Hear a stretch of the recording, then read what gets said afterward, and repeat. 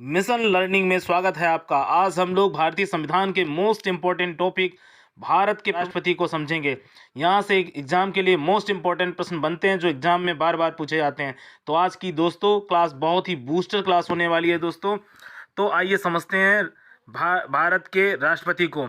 तो दोस्तों सबसे खास बात क्या है, भारत का प्रथम नागरिक कौन होता है दोस्तों? तो सभी लोग जानते हैं भारत का प्रथम नागरिक राष्ट्रपति होता है। मोस्ट इम्पोर्टेंट बात है ये आपके लिए।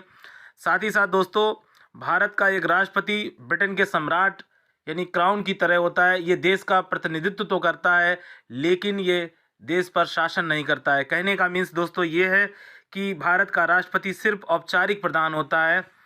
तो ये खास बात है दोस्तों। आइए समझते हैं इससे संबंधित जो भी आर्टिकल्स हैं।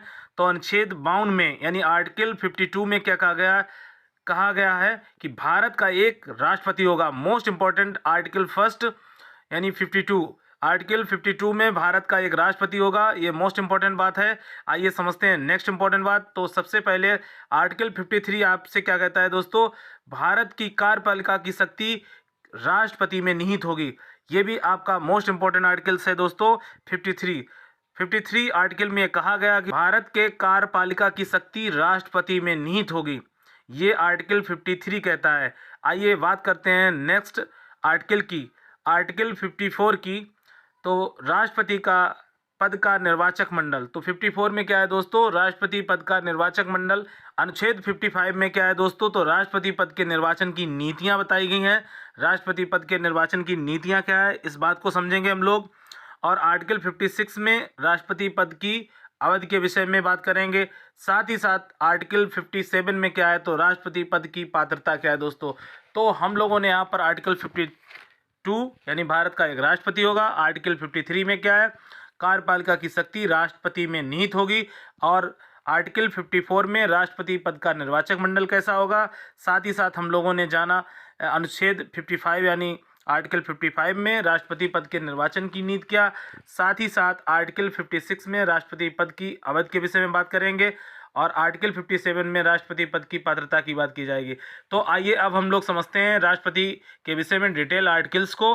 तो नेक्स्ट इंपॉर्टेंट प्रश्न है आर्टिकल 54, राष्ट्रपति का निर्वाचक मंडल। दोस्तों राष्ट्रपति का निर्वाचक मंडल कैसा होगा इसकी बात करते हैं। तो संसद के दोनों सदनों से निर्वाचित सदस्य इसमें भाग लेते हैं। साथ ही साथ राज्य विधानसभा के निर्वाचित सदस्य भाग लेते हैं। तो दो बातें याद रखिए, संसद के दोनों सदनों में निर्वाचित सदस्य यानी कहने का मीन्स राज्यसभा और लोकसभा, और राज्य विधानसभा यानी जो राज्य की सरकारें हैं उनमें राज्य विधानसभा के निर्वाचित सदस्य। साथ ही साथ केंद्र शासित प्रदेशों यानी कहने का मीन्स दिल्ली व पुदुचेरी विधानसभा के निर्वाचित सदस्य। यानी आर्टिकल 55 में दोस्तों क्या है? तो राष्ट्रपति के निर्वाचन की रीत या राष्ट्रपति के निर्वाचन की प्रणालियों के विषय में बताया गया है आर्टिकल 55 में। तो आर्टिकल जो 55 है उसमें राष्ट्रपति के निर्वाचन की रीत क्या है दोस्तों? नंबर फर्स्ट है आपका अनुपातिक प्रतिनिधित्व एकल संक्रमणीय गुप्त मतदान। ये खास इंपॉर्टेंट एग्जाम के लिए प्रश्न है। जो निर्वाचन की रीत है राष्ट्रपति के निर्वाचन की प्रणाली है उसमें अनुपातिक प्रतिनिधित्व एकल संक्रमणीय गुप्त मतदान किया जाता है। कोटा प्रणाली कहने का मतलब कुल मतदान 50% प्लस 1 आना चाहिए तभी राष्ट्रपति चुना जाएगा। ये खास बात है। साथ ही साथ सांसद की जो मत वैल्यू है वो एक सांसद की मत वैल्यू कितनी है दोस्तों? तो 10 लाख है। और विधायकों का मत वैल्यू अलग अलग राज्यों में जनसंख्या के अनुसार अलग अलग है। तो ये बात जानी। आर्टिकल 54 यानी राष्ट्रपति का निर्वाचक मंडल हम लोगों ने समझा। इसमें क्या है सबसे खास बात थी, संसद के दोनों सदन के निर्वाचित सदस्य यानी राज्यसभा और लोकसभा के सदस्य, साथ ही साथ राज्य विधानसभाओं से निर्वाचित सदस्य, और केंद्र शासित प्रदेश दिल्ली और पुदुचेरी के विधानसभाओं के जो सदस्य, तो ये लोग भाग लेते हैं। जबकि आर्टिकल 55 क्या कहता है? राष्ट्रपति के निर्वाचन की रीत या राष्ट्रपति के निर्वाचन की प्रणाली क्या होगी दोस्तों। आइए नेक्स्ट बात करते हैं दोस्तों। आर्टिकल 56 क्या कहता है दोस्तों? आर्टिकल 56 में क्या है? राष्ट्रपति पद की अवधि। तो दोस्तों कितने साल तक कोई राष्ट्रपति रह सकता है? तो जिस दिन से पद ग्रहण करेगा वो 5 वर्ष तक राष्ट्रपति पद पर कार्य कर सकता है। और सबसे इम्पोर्टेंट बात, कार्यवाहक जो राष्ट्रपति होता है वो कम से कम 6 महीने अपने पद पर रह सकता है। और 6 महीने बाद दोस्तों राष्ट्रपति का पद भरना बहुत अनिवार्य होता है। ये खास बातें हैं दोस्तों राष्ट्रपति पद की अवधि के विषय में। तो कम से कम 5 साल शासन करेगा। साथ ही साथ कार्यवाहक राष्ट्रपति 6 महीने अधिकतम रह सकता है।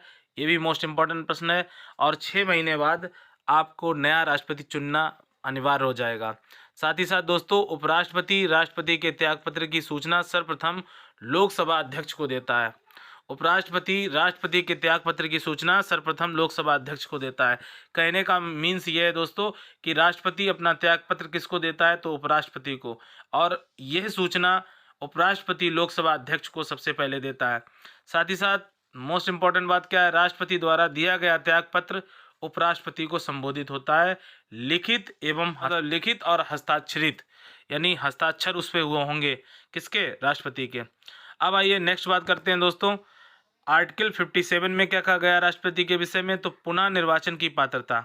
कोई भी व्यक्ति कितनी बार भी राष्ट्रपति बन सकता है, इस पर संविधान मतलब मौन है। कहने का मीन्स कोई भी व्यक्ति कितनी बार भी राष्ट्रपति बन सकता है, इसमें कोई विशेष नियम संविधान में नहीं है।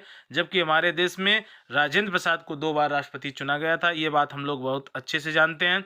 साथ ही साथ आर्टिकल 58 में क्या कहा गया है दोस्तों, राष्ट्रपति की योग्यताएं निर्धारित की गई हैं कि राष्ट्रपति के अंदर कौन कौन सी योग्यताएं होनी चाहिए, तो वह भारत का नागरिक हो, ये सबसे खास बात। कोई विदेशी व्यक्ति भारत का राष्ट्रपति नहीं बन सकता है, ये भी खास बात है। साथ ही साथ दोस्तों कम से कम वो 35 वर्ष की आयु पूरा कर चुका हो तो वो राष्ट्रपति चुनने योग्य है।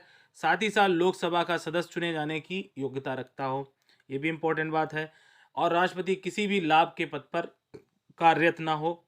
अगर वो कार्यरत है तो अपने पद से क्या कर सकता है दोस्तों, अगर वो कार्यरत है तो अपने पद से वो रिजाइन करेगा, उसी के बाद वो राष्ट्रपति पद ग्रहण कर सकता है। साथ ही साथ क्या है, 50 सांसद प्रस्ताव के लिए अनुमोदित करे।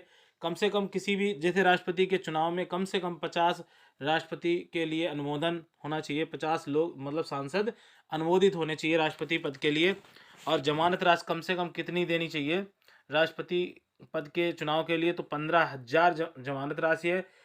यदि चुनाव के बाद उसको 1/6 भाग वोट ना मिले, कहने का मीन्स कुल वोट का 1/6 भाग वोट ना मिलने पर जमानत रद्द।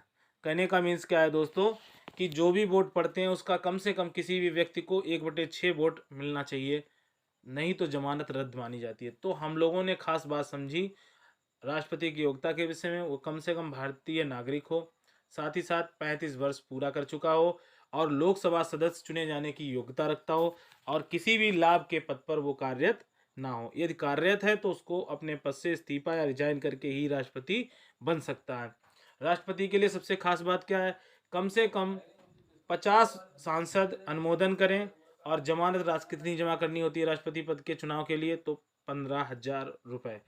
और यदि वो वोट कुल वोट का 1/6 वोट नहीं मिलते हैं तो उस कंडीशंस में राष्ट्रपति की जमानत रद्द मानी जाएगी। आइए नेक्स्ट बात करते हैं दोस्तों, तो अनुच्छेद 59 में राष्ट्रपति पद की शर्तों के विषय में बताया गया है।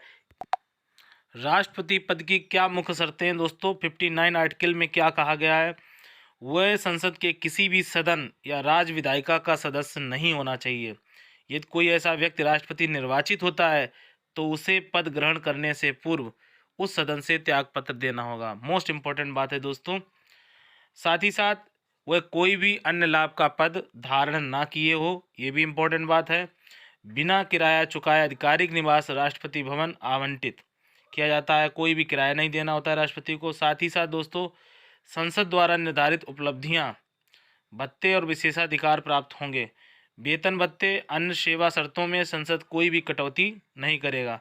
राष्ट्रपति की गाड़ी कैसी होती है, बिना नंबर की होती है, ये भी खास इंपॉर्टेंट बात है दोस्तों। अपने कार्यकाल के दौरान उसे किसी भी आपराधिक कार्रवाई से उन्मुक्त होता है।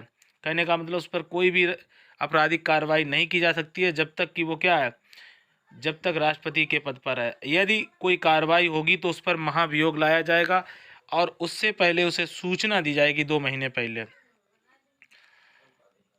साथ ही साथ दोस्तों आर्टिकल 60 में शपथ या प्रतिज्ञान, यानी राष्ट्रपति अपनी शपथ लेगा तो राष्ट्रपति को शपथ कौन दिलाता है दोस्तों, मोस्ट इंपॉर्टेंट प्रश्न है। सुप्रीम कोर्ट का जो मुख्य जज होता है, भारत का उच्चतम न्यायालय का या सुप्रीम कोर्ट का जो CJI होता है, राष्ट्रपति के शपथ का प्रारूप अनुच्छेद 60 में ही दिया गया है, ये खास बात है, अनुसूची 3 में नहीं। अनुच्छेद 61 क्या है दोस्तों, तो राष्ट्रपति पर महाभियोग लाया जा सकता है। ये प्रक्रिया कहाँ से ली गई है? मोस्ट इम्पॉर्टेंट प्रश्न है। ये अमेरिका के संविधान से लिया गया है। किसी भी राष्ट्रपति को अगर उसके पद से हटाना है, यदि राष्ट्रपति अपने किसी आपराधिक मामले में या किसी भी तरीके से अगर गलत करते हुए पाया जाता है, तो इसे हटाने की जो प्रक्रिया होती है उसी को बोलते हैं महाभियोग। क्या बोलते हैं दोस्तों? महाभियोग बोलते हैं। तो महाभियोग के आरोप संसद के किसी भी सदन में प्रारंभ किए जा सकते हैं। सबसे इम्पोर्टेंट बात है, तो लोकसभा में अभियोग लाया जाएगा या राज्यसभा में। और हटाया कब जा सकता है? जब दोनों, मतलब राज्यसभा और लोकसभा दोनों में जब पारित हो जाएगा क्या? बहुमत, तो राष्ट्रपति को उसके पद से हटाया जा सकता है। ये इंपॉर्टेंट बात है। महाभियोग का प्रस्ताव 2/3 बहुमत से पारित होने के पश्चात ये दूसरे सदन में भेजा जाता है, जिसे इन आरोपों की जांच करनी है। राष्ट्रपति को उसमें उपस्थित होने या अपना प्रतिनिधित्व करने का अधिकार होता है। यदि दूसरा सदन आरोप सही पाता है तो महाभियोग 2/3 बहुमत से ही पारित होगा। ये भी खास इंपॉर्टेंट बात है। महाभियोग संसद की अर्ध न्यायिक प्रक्रिया है। महाभियोग कैसी प्रक्रिया है? तो अर्ध न्यायिक। ये भी इंपॉर्टेंट क्वेश्चन एग्जाम में पूछा जाता है कि महाभियोग संसद की कैसी प्रक्रिया है? तो अर्ध न्यायिक प्रक्रिया है। केवल संसद के दोनों सदनों के नामांकित सदस्य जिन्होंने राष्ट्रपति के चुनाव में भाग नहीं लिया था, इस महाभियोग में भी भाग ले सकते हैं दोस्तों। जब कोई व्यक्ति या राष्ट्रपति के पद पर आसीन है, तब तक उसके विरुद्ध किसी भी दीवानी या फौजदारी न्यायालय में कोई भी मुकदमा नहीं चलाया जा सकता है। ये भी इम्पोर्टेंट बात है दोस्तों। आर्टिकल 62 की बात करते हैं। आकस्मिक रिक्ति के दौरान 6 माह के अंदर राष्ट्रपति का पद भरा जाना आवश्यक है। कहने का मीन्स दोस्तों ये है कि 6 महीने के अंदर राष्ट्रपति का पद भरना जरूरी है। यदि आकस्मिक किसी की मृत्यु होती है राष्ट्रपति की, तो 6 महीने के अंदर नए राष्ट्रपति के चुनाव कराए जाते हैं। 6 महीने तक रह सकता है कोई नया राष्ट्रपति। तो सबसे इम्पोर्टेंट बात, हम लोगों ने राष्ट्रपति के संविधान से आर्टिकलों को समझा दोस्तों।